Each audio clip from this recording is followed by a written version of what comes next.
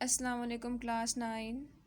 Today I am delivering the lecture of English literature and wants to explain the poem The Neem Tree, which is on page number 17 in your English textbook. Kindly open your English textbook and open the page number 17 and see the poem The Neem Tree. Okay, let's start. As you can see on your screen is on page number 17 The Neem Tree. आपको क्या करना है, अपनी English text की books खोलें, page number 17 open करें। The neem tree आपको नज़र आएगा। दिस इज़ अ पोएम है। इसमें सबसे पहले आपको इंट्रोडक्शन दिया गया है पोइटिस का एंड देन पोएम। अच्छा जी, now I am starting to explain the introduction of the poetess, the respective poetess. This poem was written by Mrs Elsa Kazi, the German wife of Allama I. Qazi, the late Vice Chancellor of the University of Sindh. She was born at Wiener in Germany. She met Allama I. Qazi in 1907 in London and in 1910 was married to him. They came to Sindh in 1911 where she spent the rest of her life. Visiting Europe now and again, she wrote poems in German and English and also helped her and husband in writing his book Brown Girl in Search of God. She died in Hyderabad on May 28, 1967 and is buried beside her husband at the Sindh University campus, Jamshoro.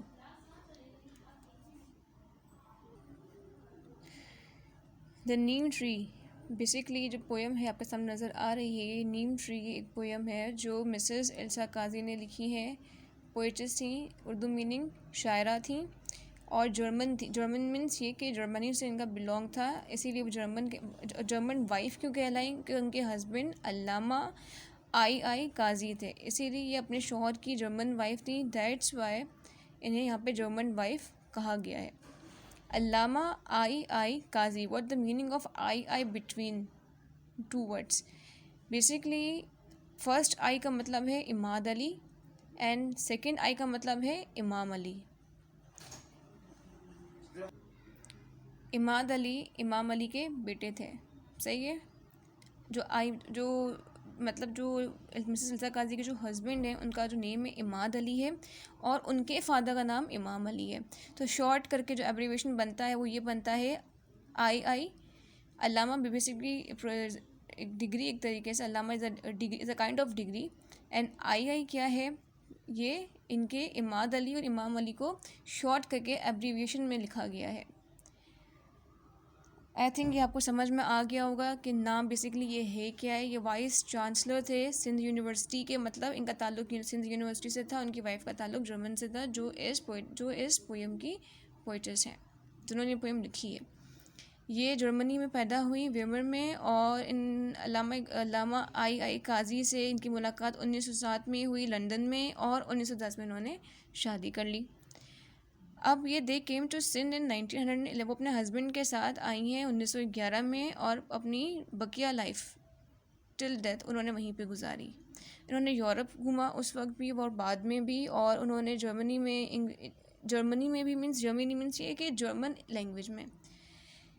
Language Germany नहीं है, German language है, मतलब Germany की जो ज़बान है वो German कहलाती है। जर्मन लैंग्वेज में इन्होंने पोएम्स लिखी, इंग्लिश लैंग्वेज में पोएम्स लिखी और अपने हस्बैंड को सपोर्ट किया उनकी बुक लिखने में, जिसका नाम था brown girl in search of God.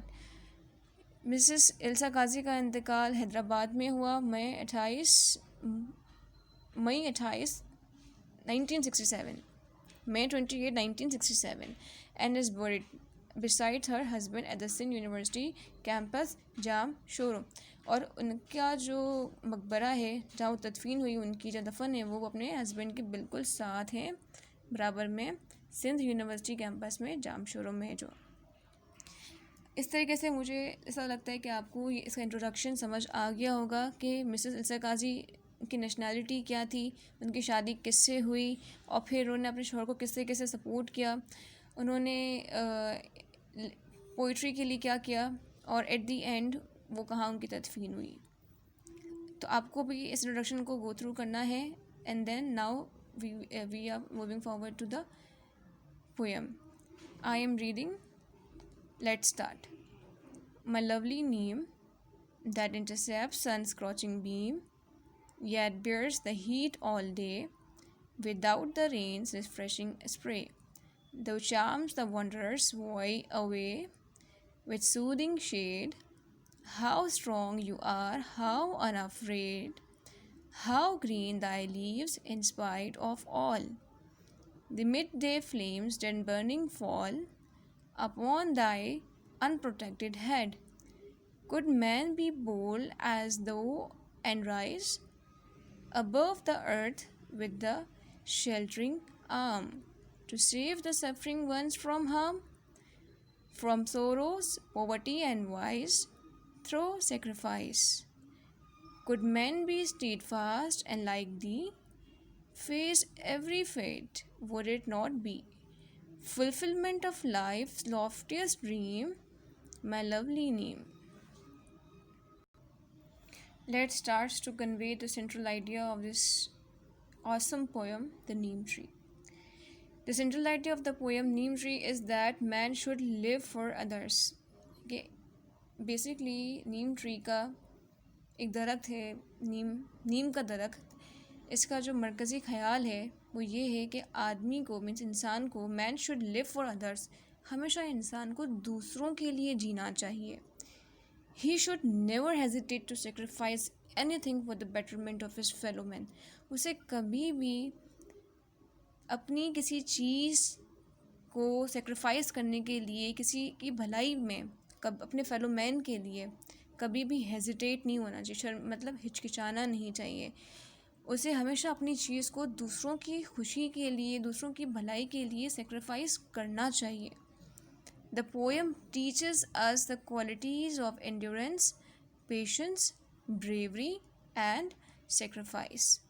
Basically ये पोएम जो है ये हमें क्या सिखाती है कि किस तरीके से हमें पेशेंस रखना है अपने अंदर, सब्र पैदा करना है अपने अंदर, ईसार की जो क्वालिटी है सेक्रीफाइस की अपने अंदर वो डेवलप करनी है। ब्रेवरी मीन्स बहादुरी की तरह, मीन्स ये कि ब्रेवरी की तरह चैलेंजेस को फेस करना है।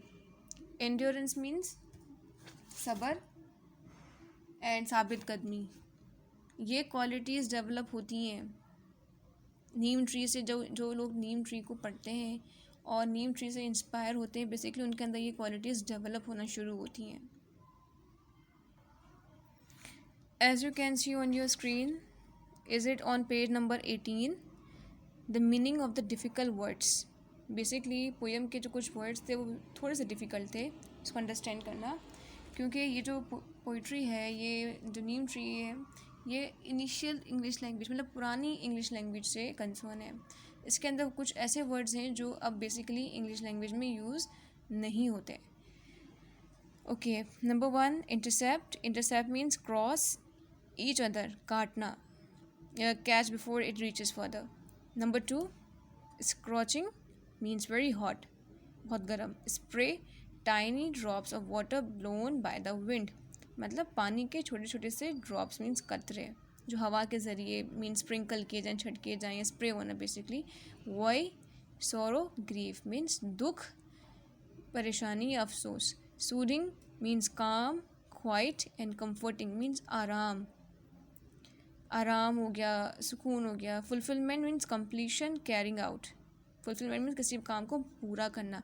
लॉफ्टियस मीन्स वेरी नॉबल, बहुत मुअज़्ज़ज़।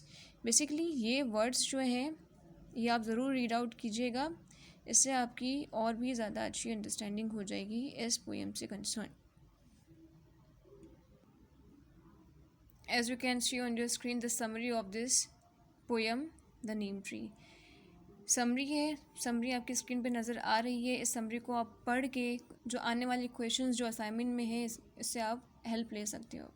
इस समरी को आप खुद रीड आउट करें, वीडियो को पॉज करके किसी भी तरीके से आपको समरी को रीड आउट करना है।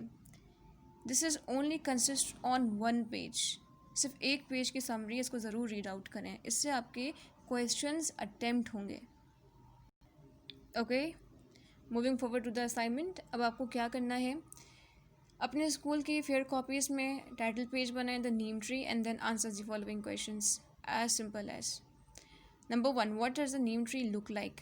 नीम ट्री किस तरीके से मतलब कैसी दिखती है? Number 2, how does the neem tree prevent the burning heat of the sun from troubling us? एक नीम ट्री बर्निंग हीट मीन्स ये कि तपती हुई धूप से कैसे लड़कर हमको ट्रबल से बचाती है। मतलब ये जो नीम का दरख्त होता है किस तरीके से सूरज के आगे निडर बेखौफ खड़ा रहता है और हमें शेड देता है, हमें किस तरीके से ट्रबल से मीन्स परेशानियों से बचाता है, आपको बेसिकली ये बताना है। और ये क्वेश्चंस मैं आपको पहले कुछ सेकंड्स पहले बता चुकी हूँ, ये समरी से आंसर होंगे। Why does the poetess say the neem tree is unafraid?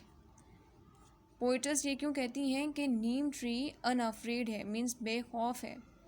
How does the poetess compare the neem tree to man? Poetess ने नीम ट्री को मैन से कैसे रिजेम्बलेंस दी है, मीन्स कैसे कंपेयर किया है। And what according to the poetess is the highest aim of life? इंसान की ज़िंदगी का सबसे अजीम मकसद, सबसे ऊंचा मतलब होता है एक हाइस्ट लेवल एम क्या होना चाहिए, क्या होना चाहिए। What is the central idea of the poem the neem tree? इस पोएम का सेंट्रल आइडिया क्या है? नीम ट्री का सेंट्रल आइडिया क्या है? बेसिकली आपको 6 क्वेश्चन अटैम्प्ट करने हैं, आपको स्कूल की फेयर कॉपीज़ में करने हैं। फेयर कॉपीज़ में काम जब कर लेंगे आप, तो जब स्कूल आपका रीओपन होगा, when you will back to school, आपका तमाम काम स्कूल की फेयर कॉपीज़ में डेफिनेटली चेक होगा। तब तक के लिए take care, best of luck, अल्लाह हाफिज़।